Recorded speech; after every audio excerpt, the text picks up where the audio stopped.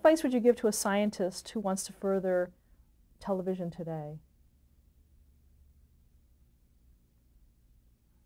Someone entering the field.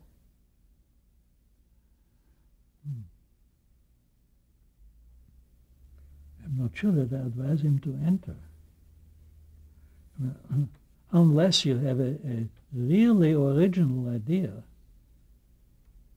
that is going to make people say, why in the world didn't I think of this?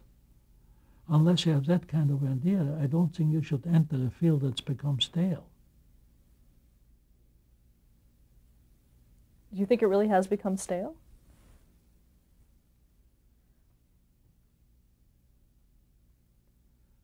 Yes, I think so. I mean,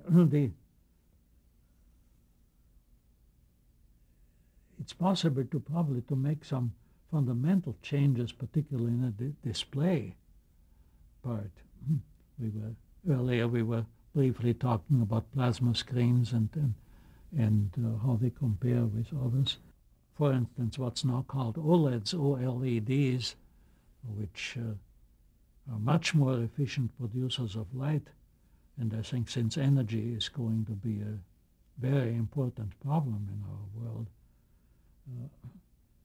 somebody who makes a screen that is as good as present screens are, but using, let's say, 1/10 or at least 20, no more than 20% of the energy we now use to produce the picture. I think that would make good sense. So in that sense, you might say, if I gave a younger colleague advice, which I don't usually, I would tell him or her, do something that is not just going to make better pictures, which is hardly possible, because the limitation is right now the ability of the human eye. Something that solves another problem like the energy consumption.